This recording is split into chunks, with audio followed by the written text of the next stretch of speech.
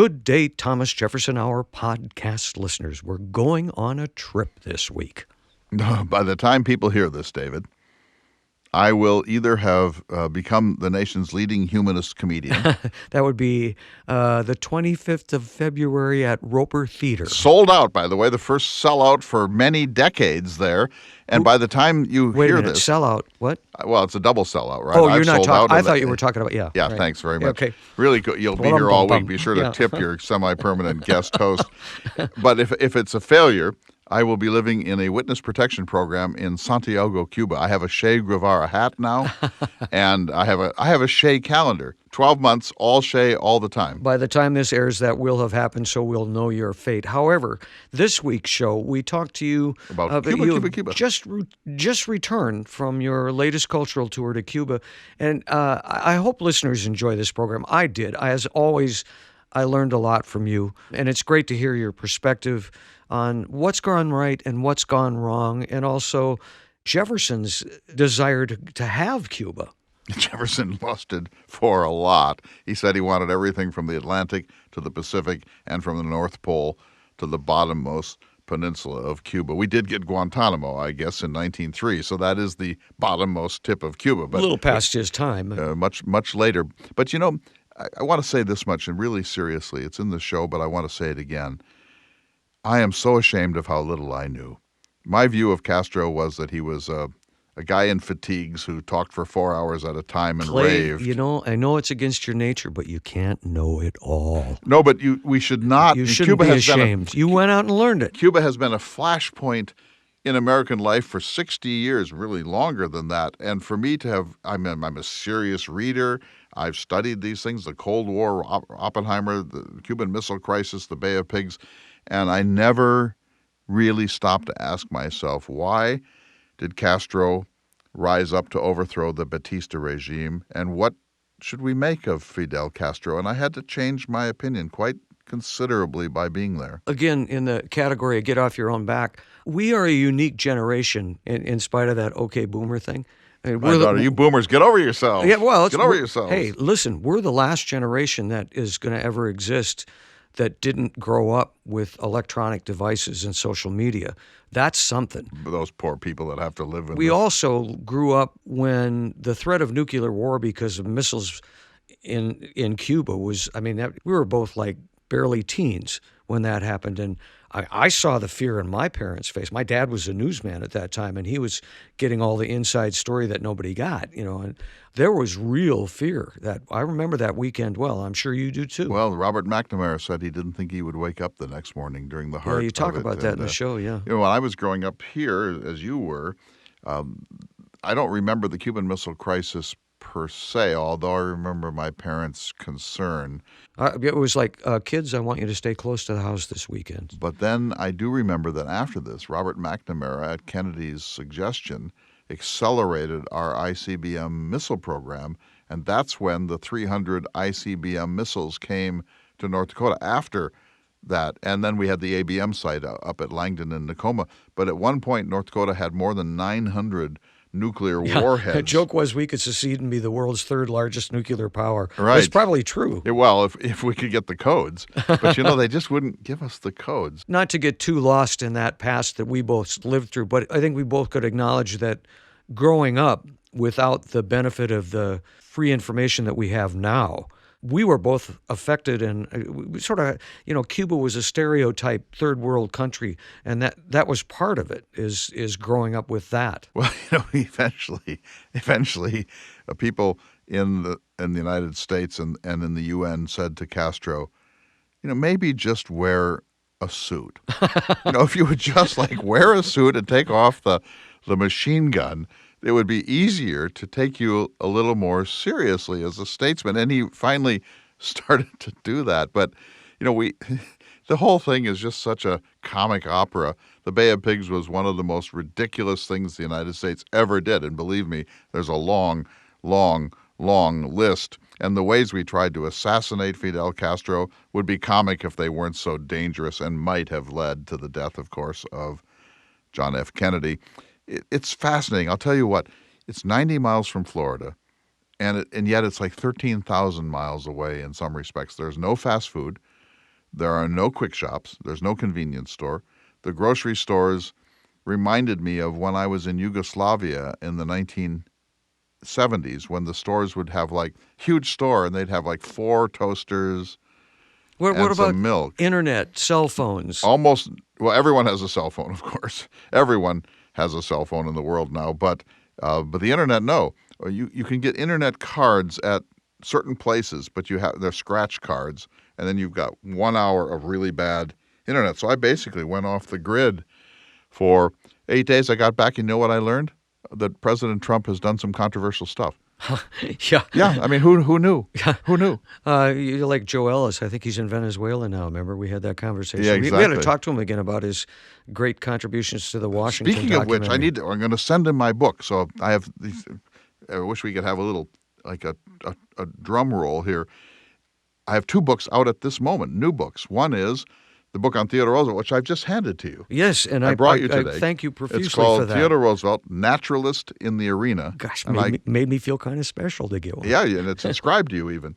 I co-edited it with Char Miller, who's been a guest on this program, and we did a program about it a few weeks ago. It's out, University of Nebraska Press. It's getting really good reviews. I'm exceedingly proud of it. And then the other book, Repairing Jefferson's America, A Citizen's Guide to Civility and Enlightened Wasn't Leadership. there an effort to send that to every member of the Virginia? And we are, so I'm going there. Great. By the time this is aired, I will have done this. I'm giving a copy to every member of the Virginia legislature and the governor and other officers in Virginia. And here's what I want to say. I want to say to our 1776 Club members and to people who believe in this program, we are offering this possibility that you could sponsor a copy of the book for your state legislators.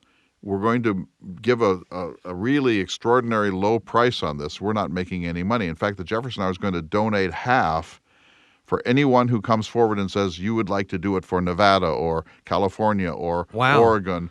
And it's not very expensive. It's probably about a $2,000 investment, so that my goal is that every legislator in this country will have a copy of this book, not because it's me. I hardly had a role in it. I'm just trying to We say. don't really have the logistics in place for that, do we? Oh, yes, I do. I've set them okay, up with great. the publisher. So if you're interested in getting copies into the hands Should of they your get a state hold of you legislature, then? they should contact the Jefferson Hour or contact me through the Jefferson Hour site. And we're doing it in Virginia. So every legislator in both houses in Virginia will get an inscribed copy of this book.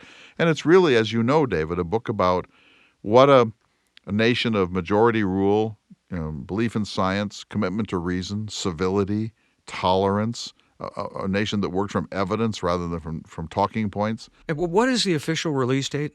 It's May 1st, but we have advanced copies out. You can pre-order it on Amazon. It's already risen high in the Amazon charts because there's a buzz about it. But my goal is a very serious one, and really for under $2,000.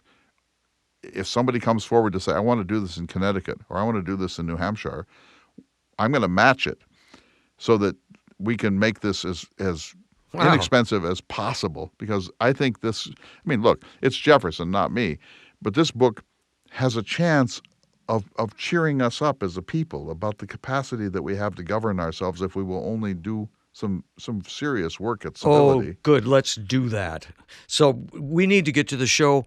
Once again, this week's show is really based on one of your cultural tours to Cuba. And we're going back next year. And I know you have a couple more coming up. Yeah, we've got we talk about them in the Oppenheimer show. and they're on the show. But the January things are Oppenheimer, the 10th through 15th, and Thoreau and Walt Whitman, the 17th through 22nd. And then there is the Steinbeck tour in March of 2021 in Steinbeck's, California. So go to the website. You'll see all of them there, and you can sign up today. And the Lewis and Clark this year is filled, but next year it's open, you can already. so you can pre-sign up. So lastly, we do so appreciate your support of the Thomas Jefferson Hour. And if you are able and would like to, go to jeffersonhour.com and click on Donate. You can join the 1776 Club, which gives you access to a bunch more content, or you can just make a donation, and it is always appreciated. We take nothing personally for this. Nothing. We do it because Although we love I it. take gifts. I do. But you know what also? People should read Tony Perotet's book, Cuba Libre, Che, Castro, and the improbable revolution which changed the world. So thanks very much, and I really enjoyed this conversation. Me this too. week, Thanks Clay. for doing it. Let's go to the show. Good day, citizens, and welcome to the Thomas Jefferson Hour. I'm your host, David Swenson, and seated across from me this week is the creator of the Thomas Jefferson Hour, Mr. Clay Jenkinson. And Mr. Clay Jenkinson, let me be the first to welcome you back to the United States. You've been traveling, sir. Indeed, I have. I took 17 friends of the Thomas Jefferson Hour to Cuba, of all places. We spent a little more than a week there, and I am just back, not only in the United States, but of course here in North Dakota. And the most surprising part of it was that I left Cuba on Saturday morning, and it was 92 degrees there. And I came home that evening to Bismarck and shoveled my sidewalk so that I could get into my house. It was, I think, 12 degrees here. And today, as we record this in the barn, it's Sub-zero. 2 degrees below zero Fahrenheit. The contrast has been interesting, to say the least. The neighbors' cows are not happy today. Our own cows are not happy today. And I met a number of people in Cuba, and of course you know both things I'm about to say. One is, where's Swenson, and does he exist? And I always try to make the case that you're an introvert and a homebody. And then they also said... It's not like I'm sitting around doing nothing, No, but, they think... What's wrong with this guy? Yeah, we got a letter about that. I might have to pass on to you later. But. And the other question is there really a barn? And why do you make such a big thing out of this whole barn business? Come and feel how cold it is today, and then you shall know for sure. Sir, may I? Indeed. Steer the conversation this week to your trip to Cuba. I have many questions I would like to ask, if that's all right with you. Of course. Let me say this just off the top of my head. It was an amazing, deeply moving, attitude-changing, and really life-changing journey for me. And I did not expect that going in. I didn't quite know what to expect. I knew I wanted to go to Cuba for lots of reasons. But when I got there and really relaxed into that world, 90 miles from Key West, it really affected me really strongly, and I'm surprised, frankly, at how far it got under my skin. And I'll tell you one thing: if you want to go to Cuba, go now, but also go with a tour like ours. It can be any tour, of course, you want, but don't go on a cruise ship or dip in and out of Havana. I've done that in Costa Rica and Nicaragua and Panama and Venezuela and Colombia. And you don't really get to see those cultures when you dip in and out. This was a really extraordinary immersion for the 8 days we were there. Well, I wanted to talk about that as we progress in this conversation, to explain to people what your cultural tours are about, and you made the statement you should go on that kind of a tour. And then later in the conversation, I thought we could bring Jefferson into this because of course there's some real connections there. There's a letter in particular that he wrote on October 24th of 1823. To Madison, yeah. And he said, "I have looked upon Cuba as the most interesting addition which could ever be made to our system of states." Actually, I believe that was to James Monroe. Was that Monroe? Yeah. So we should come back to that. But I want to start with your trip, if I might. If I were writing a story about this for someone who knew little about you or these cultural tours. So you left Bismarck and flew to Miami. And is that where you met up with your tour group? Overnighted in Miami, and they all gathered there at an airport hotel, and we had a kind of introductory meeting, as we always do, so we could get to know each other a little bit. And they all, by the way, sent their greetings to you. Oh, thank you. And then the next morning, we went to the Bay of Pigs Museum in Miami. Oh, fun. Which is, of course, from a expatriate point of view. Later on, in Cuba, we went to the Bay of Pigs Museum at the Bay of Pigs, which is from a pro-revolution point of view. So we got two very different views of that in the course of a week. But the day after we gathered, we got up, did that brief stop at the Bay of Pigs Museum, and then went to the airport and flew on a charter plane to Santiago. This is a good point, though. This is why your cultural tours have the effect on people that they do. It's not just, as you said, dipping into Havana. There's historical perspective. Can you tell us a little about that? I mean, if you had a mission statement for all the cultural tours you do, what would it be? Education through travel, entertaining, cultural education through journeying. So it's learning more than it is just experiencing. Of course, and Wayne Fairchild, who's my very dear friend, he's the outfitter who does the summer trips on the Lewis and Clark Trail. He also leads trips on the Salmon River and whitewater trips on the Lochsaw. He's an extraordinary adventurer, and he's the one who actually suggested that we do the Cuba trip.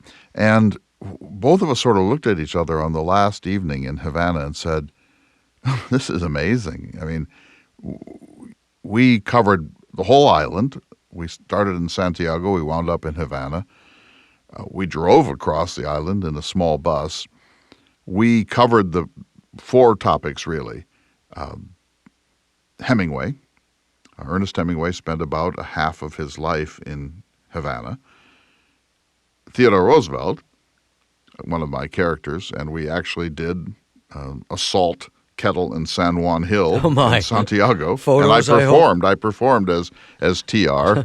At the time of your life, I'm sure. It was great. It was my crowded hour. And then there is the Bay of Pigs, which was, for those who don't remember, it was a foreign policy debacle in the first weeks of the Kennedy administration. Kind of inherited it, but let it happen. He let it happen, and he made a lot of mistakes, and we made terrible logistical mistakes, and from a strategic point of view, it proved to be a disaster. So we went to those sites. And then the Cuban Missile Crisis, which in October 1962 brought the world as close as it ever has been to nuclear holocaust. So 4 different themes that we followed. And then, of course, in addition to all of that, just opening your eyes and looking at the Cuban countryside, spending time with the Cuban people, observing the Cuban economy, hearing from them how they feel about the United States, about the Castro brothers, about their revolution, about the Spanish-American War in 1898. So that was a 5th theme. In other words, if we had done nothing else and just listened and observed, we would have had a marvelous journey.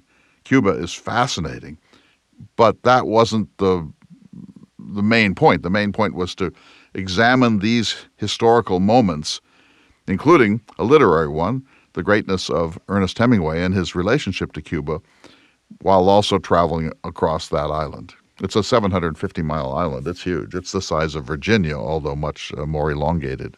So how many days did this tour take? This is just over a week. Just over a week. So you got there on a Saturday, and we left on a Saturday. Where did you stay?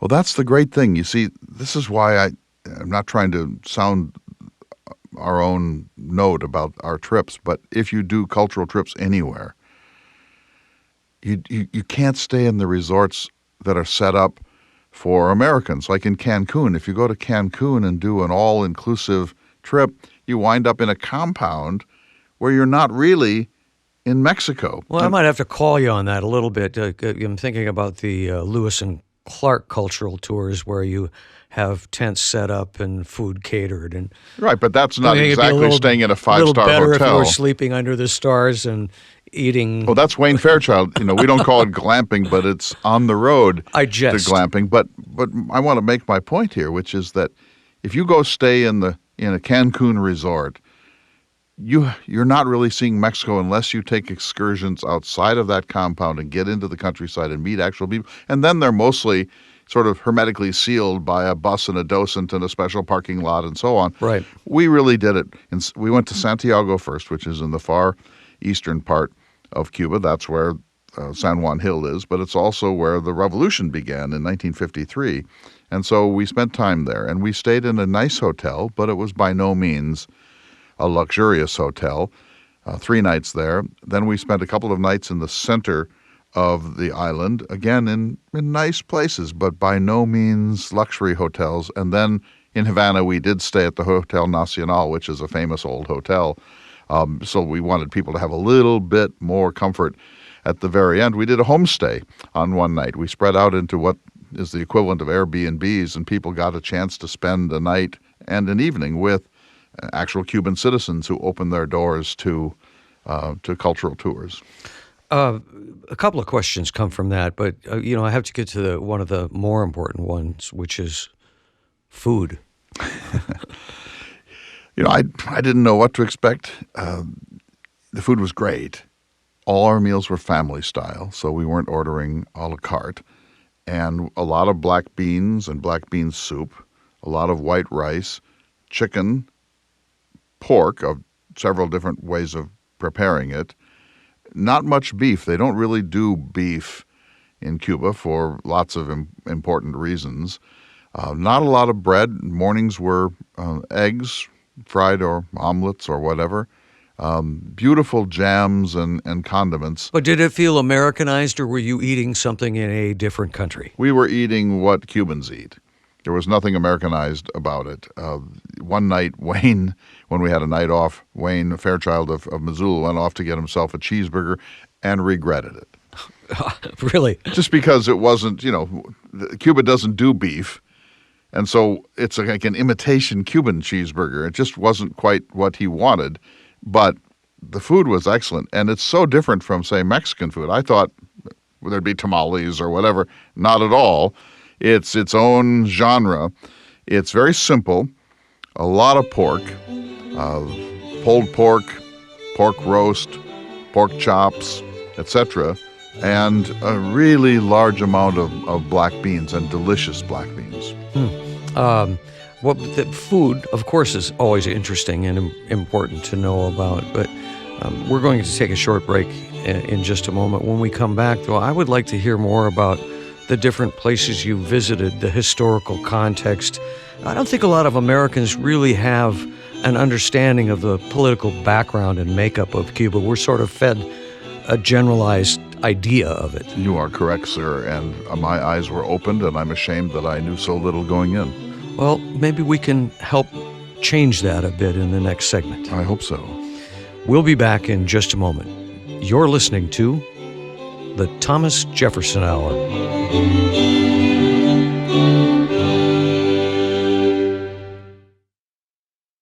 Welcome back to the Thomas Jefferson Hour. We're speaking this week with the creator of the Thomas Jefferson Hour, Mr. Clay Jenkinson, about your recent Jefferson Hour cultural tour to Cuba. And we've gone through a number of things, including, I think we left off with food, which is always of interest. But more than that, I had said that I, like most Americans, have sort of a stereotype idea of Cuba. And, it comes from when we were kids. And you mentioned the Cuban Missile Crisis. And there's been an embargo on Cuba for how many years? More than 6 decades. And what is that all about? It just seems like there's something we don't know. And our government has decided for us that this is the way it ought to be. Let's go way back to Jefferson's time. Jefferson wanted Cuba. And in a certain way, I wish we had gotten it back then. Because It's 90 miles from Key West. It's the crown jewel of the Caribbean. From a strategic point of view, it makes a certain kind of sense. That's why Guantanamo base is there, the American base at Guantanamo Bay. I'm both sorry we didn't get it and glad we didn't get it. If we had, it would look a lot like America, Florida. Yeah. But it makes sense. I understand why Jefferson wanted it from a strategic point of view. So we have this strange relation, and some people say the tragedy of Cuba is that it's 90 miles from America. And it's had to live under the shadow of American imperialism, including corporate occupation and colonialism. When Castro rose up in 1953 with a tatterdemalion group of just a handful of people, it's amazing that he won this revolution against the Batista regime, and the Batista regime was being funded by the United States. We were sending them napalm and training their troops and providing them other ordnance. We were on the side of the oppressor, and Batista was valuable to us because he protected United Fruit Company and Coca-Cola and mining companies and sugar companies. And so there's a lot of economics involved. we have a long history of economic imperialism and colonialism with respect to Central and South America. And organized crime, right? And the mafia was there. And it was a playground for Americans to go. Today we have gambling in lots of places, and there's legal prostitution in Nevada and so on. This wasn't the case back then. And so really you had Las Vegas and Atlantic City, and Cuba was another place where Americans could go. And in a certain sense, all of the norms were off. There was access to women. There were access to drugs. There was nudity on stage of a kind that would not have then been tolerated in the United States. There was gambling of a sort that was forbidden. And the mafia had a kind of an enclave there. Al Capone used to go there before the mafia went. And so it was a kind of a pleasure island that people could go to because the jurisdiction of American norms and American laws did not exist there. And so you have 70+% of all the property in the island owned by non-Cubans, Americans. Most of the economic activity in the island controlled by American companies. The workers, of course, being treated just abominably. So the poverty levels were through the roof. And so Batista's regime was backed by the CIA and backed by the Cold War, backed by the United States government. And Castro and a handful of comrades decided to take Cuba back.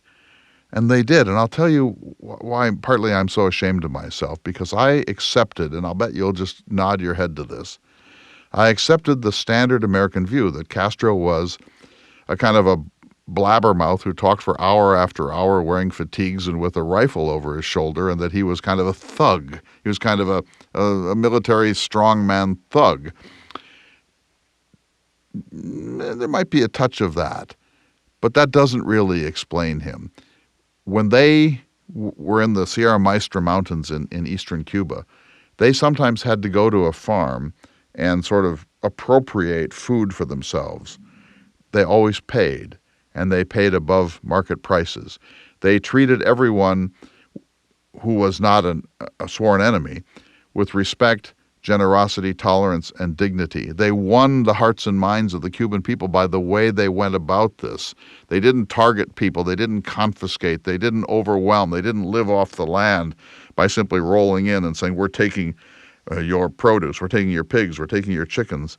Well, that's not to say they weren't without sin, though. I'm not suggesting that at all, but I'm saying if you're a Jeffersonian and you believe that the people have a right to govern themselves and to overthrow a government that's oppressing them, then you have to initially at least be on the side of Castro and Che Guevara and their fellow insurgents. After the success of the revolution, the Cold War distorted everything.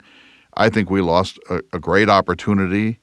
We could have found a way to deal with Castro instead of turning our back on him in the way that we did. But I'm not making the case for Fidel Castro's regime. I'm merely saying that by any Jeffersonian standard, it was a just revolution against really bad oppressions of every sort. We didn't handle this well, is what you're saying. But I mean, I know through discussions I've had with you and with President Jefferson that Jefferson was alarmed at things that happened in Cuba and Haiti.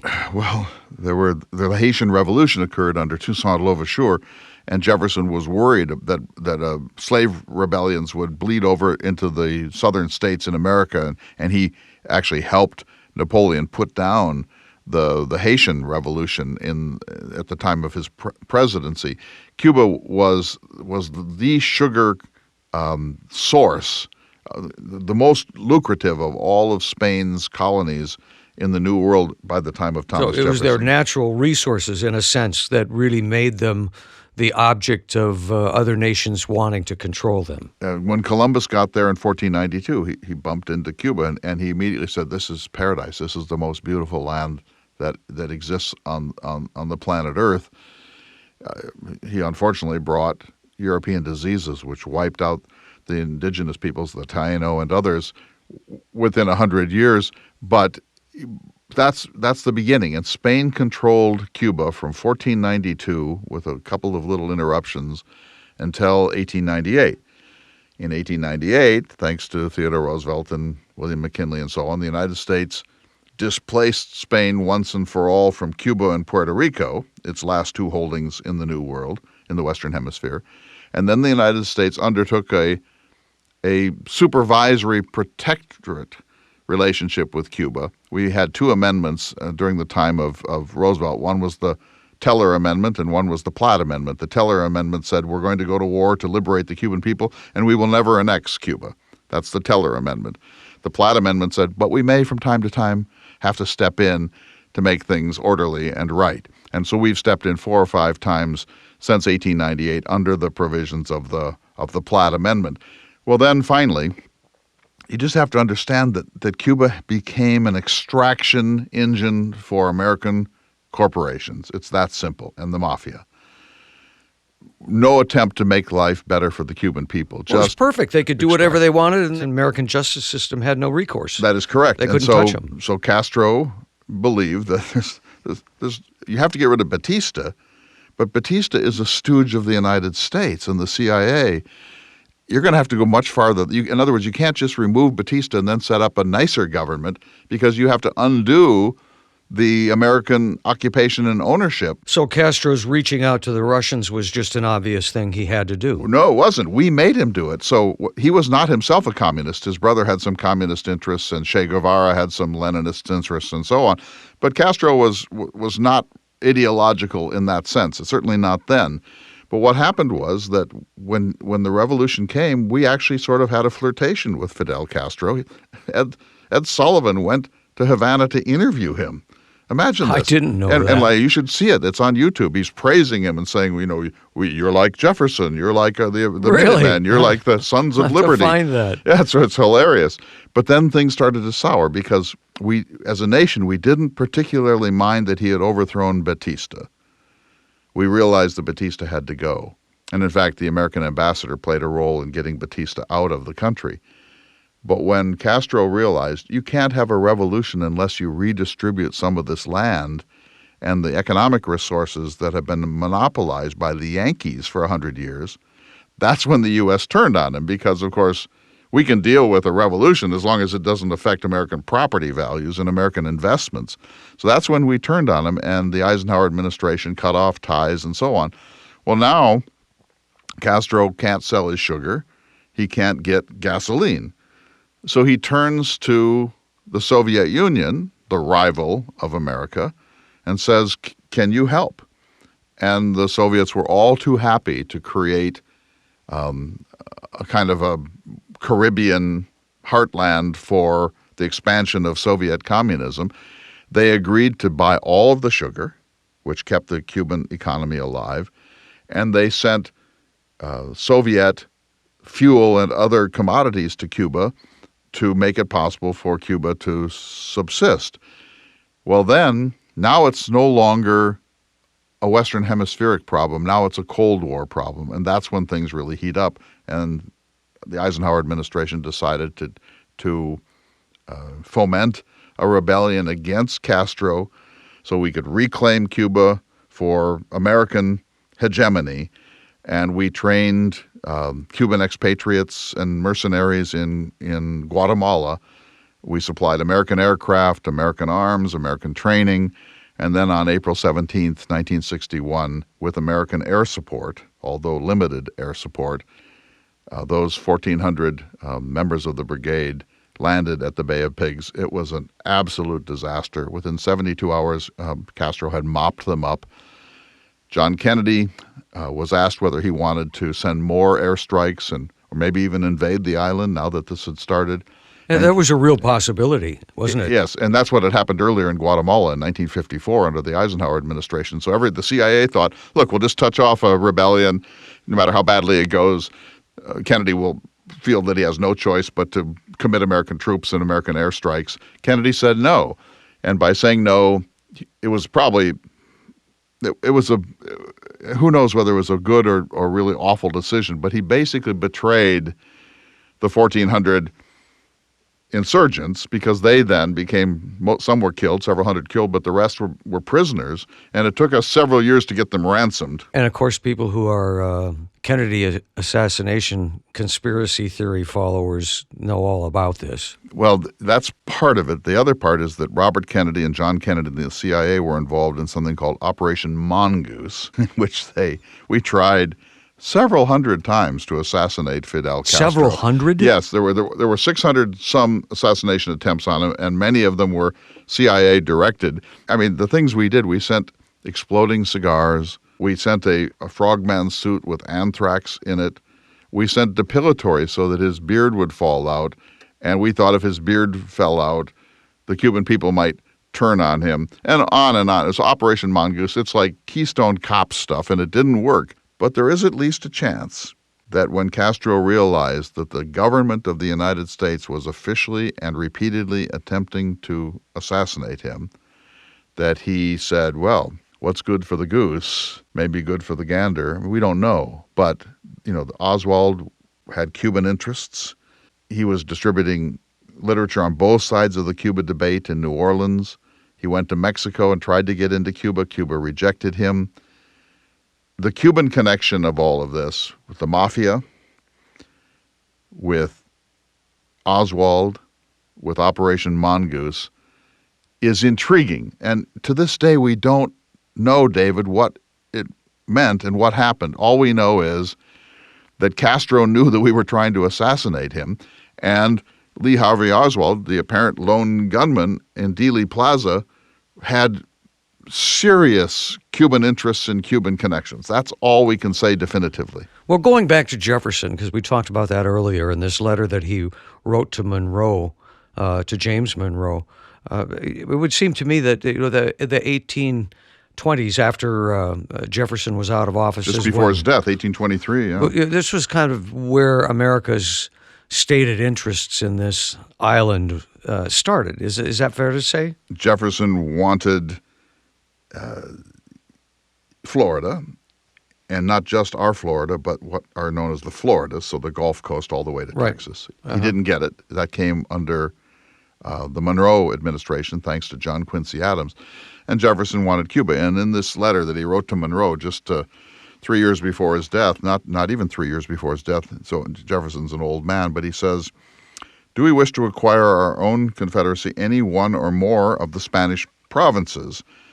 I candidly confess that I have ever looked on Cuba as the most interesting addition which could ever be made to our system of states." Think of that, the most interesting addition that could ever be made, to control which, with Florida, point this island, would give us over the Gulf of Mexico and the countries and the isthmus bordering it. And then that's when he goes on to say, but I'm no imperialist. Right, we'll put a cairn at the bottom of Cuba, and that'll be the last acquisition. But this letter that he wrote to James Monroe was in response to one Monroe had written to him, and really it was the beginning of the Monroe Doctrine, which maybe you could quickly explain to listeners. Jefferson played a role in the development of the Monroe Doctrine. So Jefferson's out of power. Monroe is his protege. Monroe writes to Jefferson and says, I'm thinking of, maybe we should find a way to warn European nations away from any attempts to recolonize the Western Hemisphere. And Jefferson gets right on it and says, that's exactly right. Here's what we're going to say. We're going to say to Europe, if you will leave the Western Hemisphere alone, and as you're leaving, as each of these former colonies finds its independence, you must never, ever, ever come back. But we'll offer you a quid pro quo. If Europe will leave the Western Hemisphere alone, we will pledge to leave Europe alone. So that was Jefferson's idea. It's kind of a lopsided. It didn't really work out. But then, flash forward 100 years, Theodore Roosevelt promulgates something known as the Roosevelt Corollary, in which he says, yes, we do believe that Europeans must abide by the Monroe Doctrine from 1823, but if they are not going to be allowed in to collect their debts and protect their citizens and protect the law of contract, we Americans may need to intervene from time to time to make sure things are orderly down there. In other words, we will be the policemen of the Western Hemisphere. We may need to spank a few of these Latin American countries Well, from really, time I to mean, time. what we were talking about, what you just explained in detail so well, what has happened with Cuba is sort of the American feeling of, air quotes, ownership.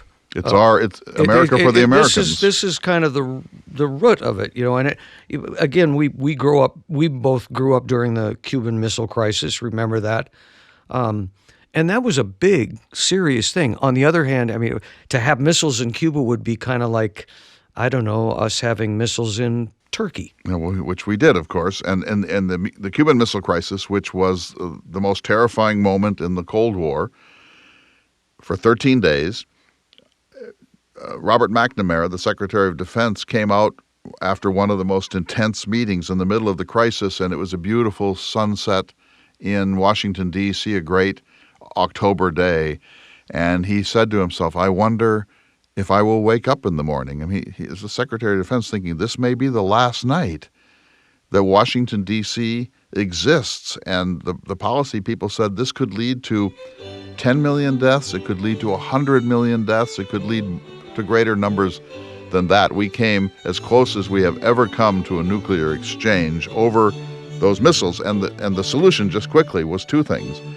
Khrushchev eventually agreed to pull the missiles from Cuba, but we agreed, A, never to invade Cuba, a pledge that we will not invade Cuba, and secondly, quietly, secretly, we said within a year or so we will pull the short-range nuclear missiles out of Turkey because we realize that they menace the Soviet Union just as the Cuban missiles would have menaced us.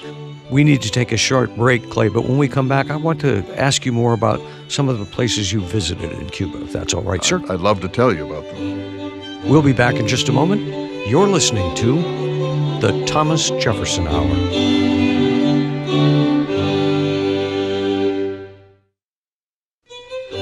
Welcome back to the Thomas Jefferson Hour. We're talking about Cuba this week with the creator of the Thomas Jefferson Hour, the gentleman seated across from me now, Mr. Clay Jenkinson. And when we took our break, I said I wanted to hear more about some of the special places. I think we talk a lot on the show about your cultural tours, but they're really significant for the simple fact that they're based in learning. People go on these tours to learn things about the places they're visiting, and oh, by the way, they get you to be there to do the interpretation and answer questions. And so you had an itinerary, I know, of places you wanted to go. Could you just tell us a few of them? Yes, of course. I take such joy in doing this. And so they're not heavy lecture. It's conversation, laughter, on the ground. I think it's exactly the right mix of material, educational content, humanities content, and just the pleasure of travel. Mark Twain said that travel is so hard on our prejudices, and that's certainly the case. So we started in Santiago. We arrived on a charter. We stayed there 3 nights, and we went to San Juan Hill, which is there. That's the theater, and I performed as Theodore Roosevelt. It was great fun. We also went to the barracks in Santiago where the revolution began, where Fidel Castro and this small number of people attacked this barracks. It failed miserably. This was 1953, and many were killed. This is called the Mankato Barracks. It's now a school. The bullet holes are still on the outside of the building. There's a museum there. And afterwards, Fidel escaped, but he was captured along with Raul, his brother.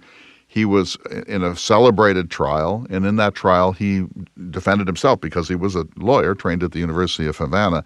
And he famously said, after his 2.5-hour defense, he said, you can condemn me if you want, but, and now I'm quoting, history will absolve me. History will absolve me. And that's regarded as important in Cuban life as the Declaration of Independence is in American life. That's Mankato. He was in prison. Batista made a terrible strategic mistake. He pardoned him after 18 months. Then Fidel went to Mexico to get out from the heat of being in Cuba. He was at a dinner party, and along comes an Argentine doctor by the name of Ernesto Guevara, and Ernesto was very introverted. He had terrible asthma problems. He sat through this dinner, and afterwards he came up to Fidel and said, maybe we could maybe we could go somewhere to talk. And they went up and they had a 10-hour conversation. They stayed up all night at a cafe, and that's where the revolution was born. And they went back in this boat, the Granma, and landed on the east coast of Cuba. And the Granma, the boat that they bought in Mexico for $20,000, a pleasure craft, still exists, and it's displayed in Havana under glass. It's like a sacred relic of the revolution. So we did all that. Then after 3 days there, we went to the center of the island and spent 2 nights and went, touring all the things there. And on that second night, we went to the Bay of Pigs. And I can tell you that I have swum in the Bay of Pigs. We went out, a bunch of us, and we're in the Bay of Pigs. I never thought in my life I would be at the Bay of Pigs. We went there, and we swam in it, and we went to the museum, which was the Revolutionary Bay of Pigs Museum, which is like a 180 degrees opposite in everything from the one that we had seen in the expat community in Miami, in Little Havana. And so that was then, and then the next day to Havana. And in Havana is a city of 2.1 million people. It's sort of like a great former colonial city with incredible buildings and landmarks, but like every fifth building is kind of a ruin, a wreck, it's falling down. There's so much poverty in Cuba.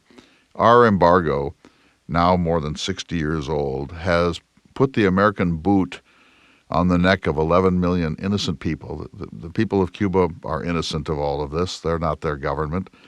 And they suffer grievously because of America's hostility. And when you're there, here's the most important thing I can say today, David.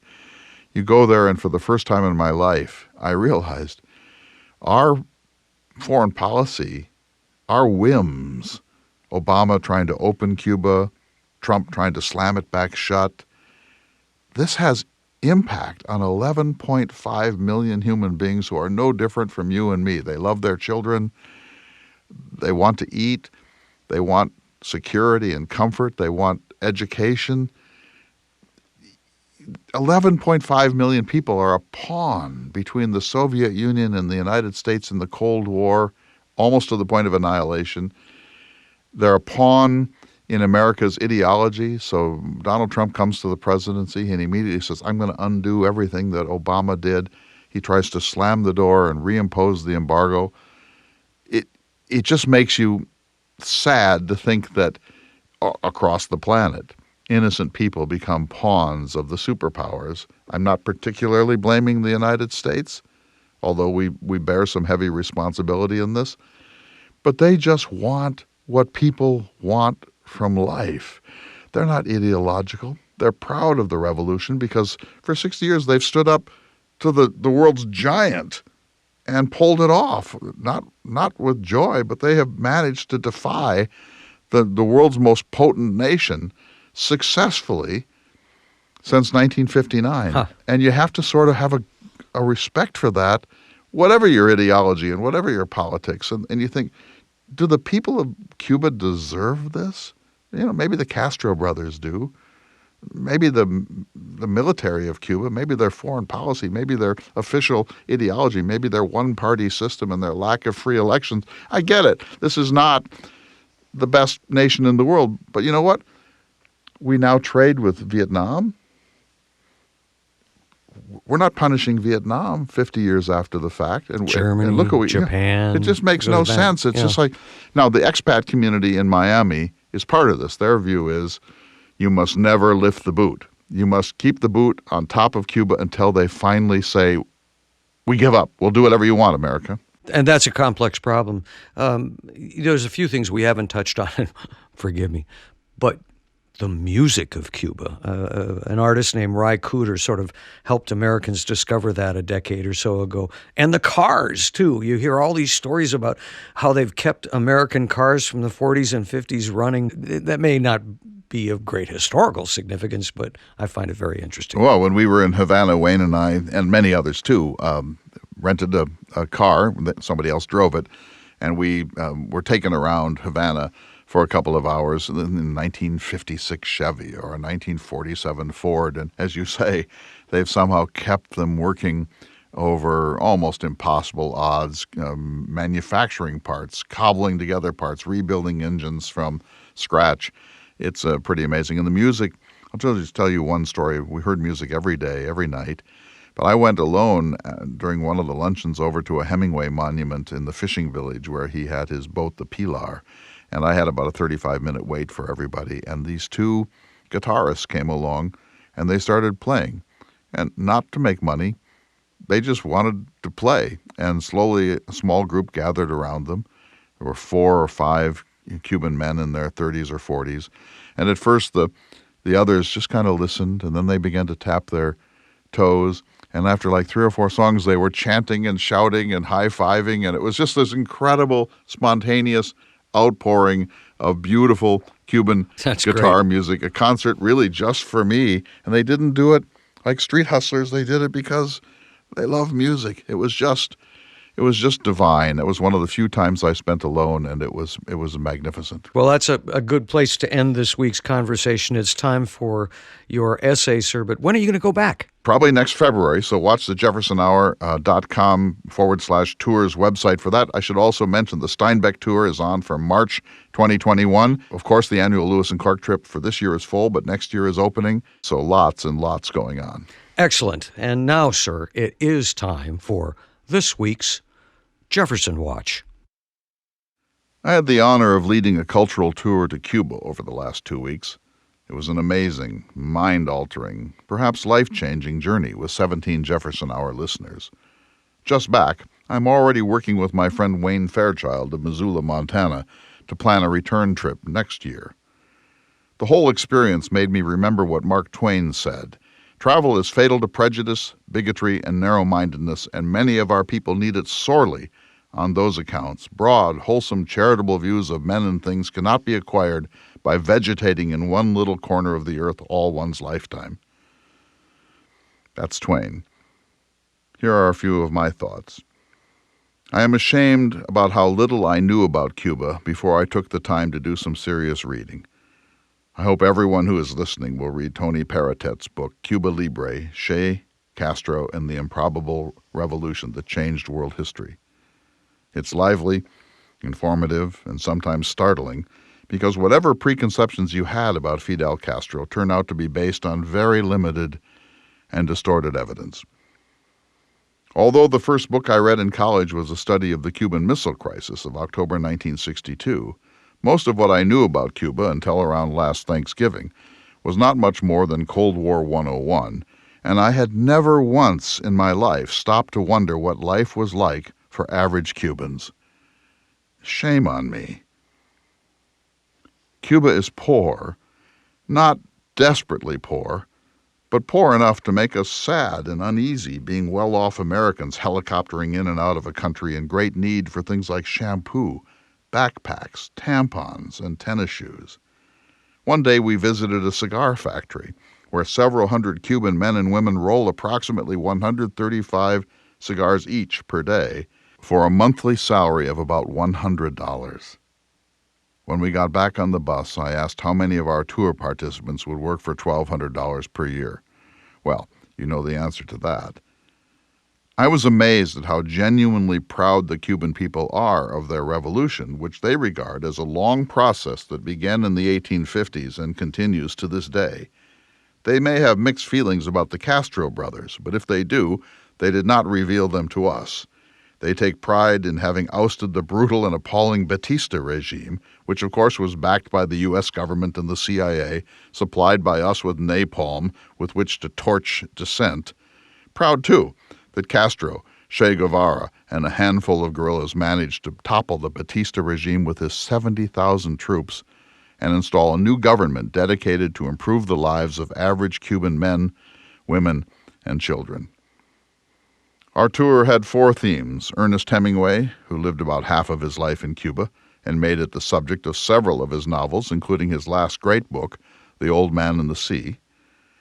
The disastrous April 1961 Bay of Pigs invasion, authorized by the United States, directed by the CIA, half-heartedly supported by John F. Kennedy, who famously said afterwards that victory has 1,000 fathers, but failure is an orphan.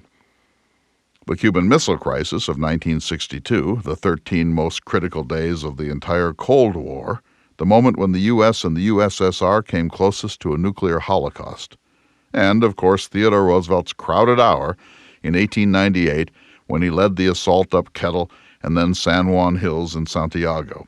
We drove across nearly the entire island, from Santiago on the east, where the Cuban Revolution of 1957 through 59 began, to the south coast, where we actually had the opportunity of swimming in the Bay of Pigs, one of the greatest moments of my life. We saw very few tractors and not many motorized farm vehicles, and we witnessed farmers plowing with one-share plows drawn by oxen, like characters out of Peter Bruegel's painting of Icarus falling into the sea, or O.E. Rollvog's novel Giants in the Earth. There were horse-drawn wagons everywhere. The Cuban people are friendly, hospitable, kind, and sweet-tempered. We saw no acts of rudeness during our long week. On the roads, which are like a scene out of an Indiana Jones film, drivers use their horns not to express their rage, as we do, but to gently warn people on foot, on bicycles, motorbikes, horses, and such broken-down and slow-moving vehicles as the Cuban people have access to. In the aftermath of this extraordinary journey, I have 5 recommendations. First, visit Cuba as soon as possible, and don't confine yourself to Havana or, even worse, resorts designed to let foreigners think they have visited a country and yet not really done so. The Trump administration is trying to close the door on Cuba. If he is reelected, he may go much farther, mostly, I think, because he wishes to be the un-Obama, to reverse every possible Obama initiative. Visit while you can. Second, watch President Obama's speech at the Opera House in Havana on March 22, 2016. You can find it on YouTube. Third, we need to lift the embargo. We should push firmly for reforms, of course, including free elections, the recognition of opposition parties, the release of many or most political prisoners, an end to censorship, etc. We've been enforcing an economic blockade of Cuba for more than 6 decades without success. It's time to lift our boot from the necks of the 11.5 million Cuban people. The Cold War has been over since 1990. We found a way to engage with all of our other former adversaries, including Russia, the People's Republic of China, and Vietnam, among others.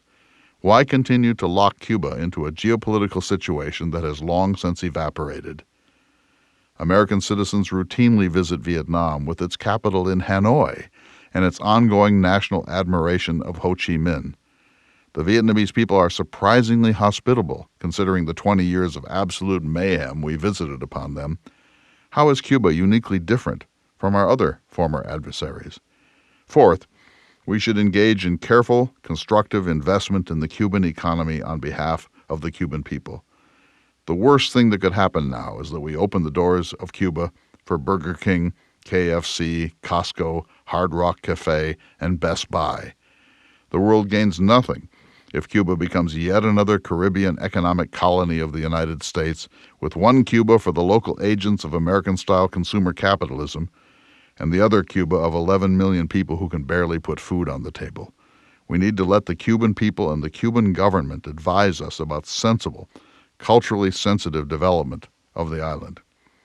And fifth, we need to close our base at Guantanamo Bay.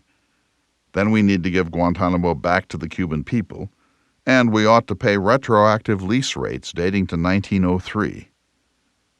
How would we feel if Cuba or any other country had a military base on Long Island or near Orlando? The expatriate Cuban lobby in Miami has been enormously effective over the past 6 decades. Approximately 500,000 Cubans migrated to South Florida in the 15 years following Castro's successful revolution. We met some of them at the Bay of Pigs Museum in Miami. They are wonderful individuals, gentle, sweet-tempered, thoughtful, and patient with all of our myriad questions. We felt genuine sympathy with their view that there must never be American recognition of the Castro government. They know that there's no turning back the clock, however, but they have no realistic sense of what a desirable future would be for Cuba. They are elderly now. They have built successful and prosperous lives in Miami. They are not going back. And the fact is, there is no there to go back to. I loved every minute of our time in Cuba, and I'm starting to read more and harder for my return journey. Stay tuned. I'm Clay Jenkinson. We'll see you next week for another exciting edition of the Thomas Jefferson Hour. The Thomas Jefferson Hour is brought to you each week by Dakota Sky Education. The program is distributed nationally by Prairie Public. President Thomas Jefferson lived from 1743 to 1826, and this program presents his views. President Jefferson is portrayed by the award-winning humanities scholar and author Clay S. Jenkinson. To obtain a copy of this or any show for a $12 donation, please call 701-575-0727. This program is also available online at jeffersonhour.com and on Apple Podcasts. If you'd like to correspond with President Jefferson or submit a question for him to answer on the program, please visit the website at jeffersonhour.com. The Thomas Jefferson Hour is produced at Makoche Recording Studios in Bismarck, North Dakota. Bach Cello Suite No. 3 in C Major by Stephen Swinford. Thank you for listening. Please tune in again next week for another thought-provoking, historically accurate program, Through the Eyes of Thomas Jefferson.